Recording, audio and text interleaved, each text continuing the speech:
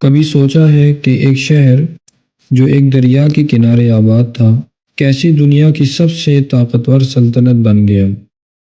ایسی سلطنت جس کی سڑکیں آج بھی استعمال ہو رہی ہیں، جس کے قوانین پر آج کی جمہوریت کھڑی ہے اور جو ایک دن ٹوٹ کر بکھر گئی۔ آج ہم جانیں گے رومن سلطنت کی وہ حیرت انگیز کہانی جو صرف تاریخ نہیں بلکہ ایک سبق ہے ہر طاقتور کے لیے۔ رومن سلطنت کی کہانی ایک چھوٹے سے شہر سے شروع ہوتی ہے اور پھر وہی شہر ہزاروں میل پر پھیلے ایک امپائر کا دل بن جاتا ہے۔ آج کی اس ویڈیو میں ہم جانیں گے کہ روم نے عروج کیسے پایا، دنیا پر کیسے حکومت کی اور پھر کیسے وہ بکھر کر رہ گیا۔ یہ کہانی ہے طاقت، سیاست اور انسان کے غرور کی۔ روم کیسے بنا؟ 753 قبل مسیح روم شہر کی بنیاد رکھی گئی۔ کہا جاتا ہے رومولس اور ریمس نامی جڑواں بھائی تھے جنہیں ایک مادہ بھیڑیا نے پالا۔ ایک بھائی نے دوسرے کو مارا اور یوں روم پیدا ہوا۔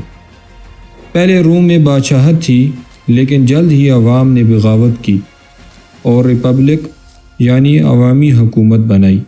یہ دنیا کی پہلی جمہوریتوں میں سے ایک تھی۔ سینٹ، کونسل اور قانون کا نظام، رومن فوج، ہر شہری کی تربیت، یہ سب کچھ ایک مضبوط قوم کی بنیاد بن رہا تھا۔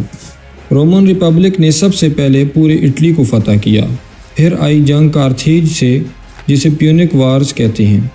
ہنیبال وہ دشمن جو ہاتھیوں کے ساتھ پہاڑ عبور کر کے روم پہنچا، لیکن رومن حوصلہ نہیں ہارا۔ تیسری جنگ کے بعد کارتھیج کو زمین سے مٹا دیا گیا۔ اب روم بن چکا تھا بحیرہ روم کا حکمران، لیکن طاقت کے ساتھ ساتھ لالچ اور طبقاتی فرق بڑھنے لگا۔ غریب غریب تر، امیر امیر تر ہو رہے تھے۔ اور پھر آتا ہے ایک نام، جولیس سیزر کا، ایک جنرل، ایک رہنما۔ اس نے فرانس پر قبضہ کیا، عوام میں مقبول ہوا، مگر سینٹ نے اسے دشمن سمجھا۔ جب اسے واپس بلایا گیا تو وہ اپنی فوج کے ساتھ روم آ گیا۔ خانے جنگی چھڑ گئی۔ سیزر نے خود کو زندگی بھر کا حکمران بنایا اور پھر سینٹ نے اسے قتل کر دیا۔ لیکن تب تک بہت دیر ہو چکی تھی، ریپبلک مر چکی تھی اور سلطنت پیدا ہو چکی تھی۔ رومن سلطنت کا سنہری دور۔ سیزر کے بھتیجے اگسٹس نے رومن سلطنت کی بنیاد رکھی اور پھر آیا پیکس رومانا یعنی رومن امن کا دور۔ تقریباً 200 سال تک روم میں امن، ترقی اور ثقافت کا زبردست دور رہا۔ سڑکیں، پل، قانون اور عمارتیں، ٹرائجن، ہیڈریان، مارکس اور ایلیس جیسے بادشاہوں نے سلطنت کو عظیم بنایا۔ روم کی سرحدیں برطانیہ سے شام تک اور جرمنی سے مصر تک پھیل گئیں، مگر اندر سے دراڑیں آ چکی تھیں۔ زوال کا آغاز۔ وقت کے ساتھ ساتھ طاقت بکھرنے لگی۔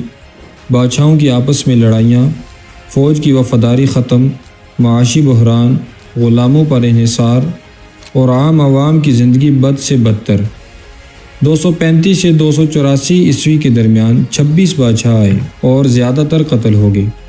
قسطنطین نے عیسائیت کو اپنایا۔ دارالحکومت قسطنطنیہ منتقل ہوا، مگر مغربی روم کمزور ہو چکا تھا۔